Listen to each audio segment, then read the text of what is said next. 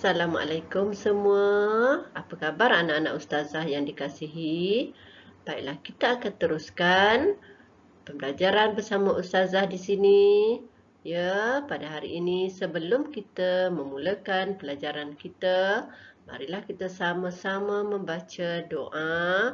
Semoga kita akan beroleh keberkatan dan pahala seperti berjihad di jalan Allah. Baik semua, bersedia untuk baca doa. Bismillahirrahmanirrahim. Allahumma aftah alaina hikmataka wanshur alaina min khazaini rahmatika ya arhamar rahimin. Walhamdulillahi rabbil alamin. Kali ini kita akan belajar pendidikan Islam bidang adab. Jiran sepakat membawa berkat. Standard pembelajaran kita bagi tajuk ini ialah yang pertama, menyatakan maksud jiran. Yang kedua, menerangkan hukum dan dalil nakli adab terhadap jiran serta terjemahannya. Yang ketiga, menjelaskan hak-hak jiran. Keempat, mengaplikasi adab berjiran yang menepati syarak.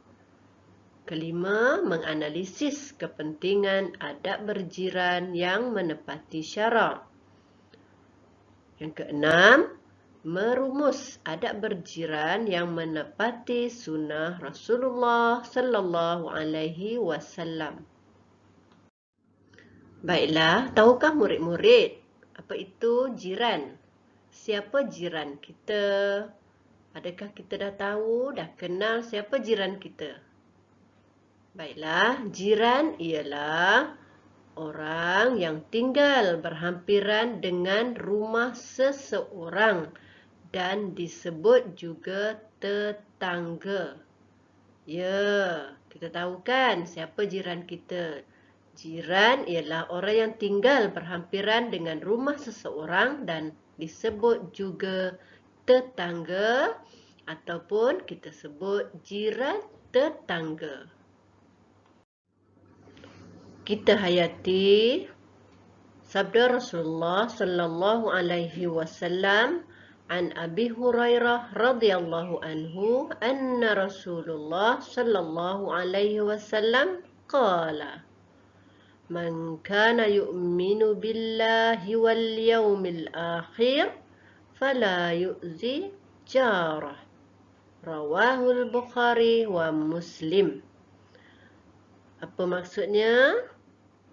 Daripada Abu Hurairah radhiyallahu anhu bahawa Rasulullah sallallahu alaihi wasallam bersabda, sesiapa yang beriman dengan Allah dan hari akhirat, maka janganlah menyakiti jirannya. Riwayat Al-Bukhari dan Muslim. Dalam kehidupan kita, kita sentiasa berada di sekeliling orang-orang yang hampir dengan kita, terutamanya jiran kita. Jadi, kita perlu tahu apakah hak sebagai jiran. Baiklah, setelah kita mengenali jiran kita, kita pula mesti tahu apa hak jiran. Ya, yang pertama, dari segi perbuatan, iaitu menghormati adat, budaya dan agama masing-masing, tidak menyakiti jiran, menziarahi jiran ketika sakit, melebihkan sedikit masakan dan memberikan kepada jiran, dan saling memaafkan kesalahan dan sentiasa bertolak ansur sebagai jiran yang baik. Dari segi percakapan pula, sebagai jiran, memberikan nasihat sekiranya perlu. Seterusnya, mengucapkan tahniah atas kejayaan jiran. Dan juga sekiranya berlaku musibah kepada jiran kita, kita ucapkan takziah. Seterusnya, menjaga pertuturan. Sebagaimana yang kita tahu, orang Islam sangat digalakkan bercakap dengan lemah lembut, sopan santun dan sebagainya. Bagaimana pula dari segi emosi sebagai jiran? Kita hendaklah sentiasa berprasangka baik dengan jiran kita. Bersimpati apabila jiran ditimpa kemalangan dan segera memberi pertolongan atau menghulurkan bantuan apabila jiran memerlukan bantuan kita. Mari kita hayati adab berjiran mengikut sunnah Rasulullah sallallahu alaihi wasallam. Rasulullah sallallahu alaihi wasallam sentiasa berbuat baik dengan jiran tetangga baginda. Rasulullah sentiasa berbuat baik dengan jiran dan tidak pernah menyakiti mereka walaupun jirannya seorang Yahudi, sebagaimana yang selalu kita dengar sirah Rasulullah sallallahu alaihi wasallam. Rasulullah sallallahu alaihi wasallam peka dengan kebajikan jiran tetangga baginda.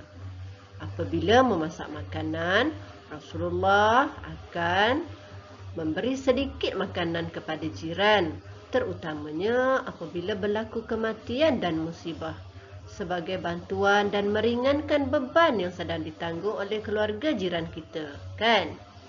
Baik. Rasulullah juga melarang kita membiarkan jiran berada dalam kelaparan sedangkan kita kekenyangan. Rasulullah sangat menggalakkan kita menghargai jiran.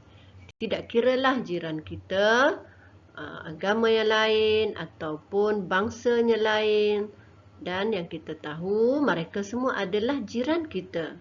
Rasulullah berpesan agar kita kerap memberikan hadiah kepada jiran dan mendahului jiran yang berdekatan. Rasulullah sallallahu alaihi wasallam juga menegah kita meremehkan pemberian jiran walaupun kurang bernilai. Terimalah dengan hati terbuka dan ucapkan terima kasih kepada jiran kita. Ya. Mari kita lihat.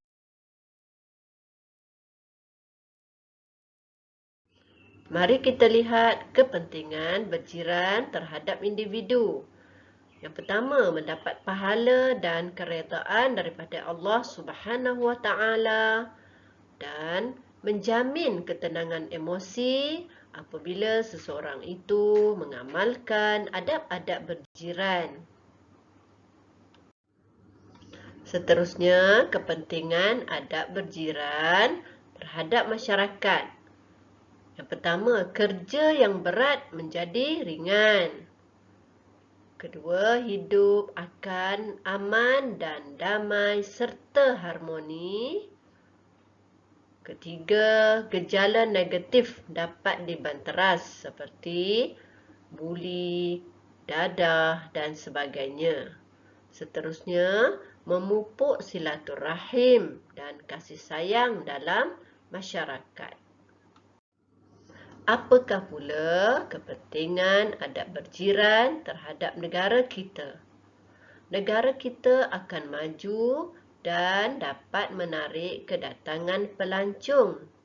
Seterusnya, ekonomi negara bertambah baik dengan kita mengamalkan adab-adab berjiran. Sebagai rumusan pembelajaran kita pada hari ini, iaitu jiran sepakat membawa berkat. Baik, cermin diri kita. Sekiranya jiran sering menyebut kebaikan kita, maka kita tergolong dalam golongan orang yang baik. Tetapi jika sebaliknya, maka berhati-hatilah dengan sikap kita sendiri. Semoga kita dibimbing oleh Allah SWT untuk menjadi seorang jiran yang baik, seterusnya menyenangkan hati semua jiran-jiran kita. InsyaAllah. Cuba kita perhatikan gambar yang dipaparkan. Ini adalah salah satu contoh kita berada dalam masyarakat yang berjiran.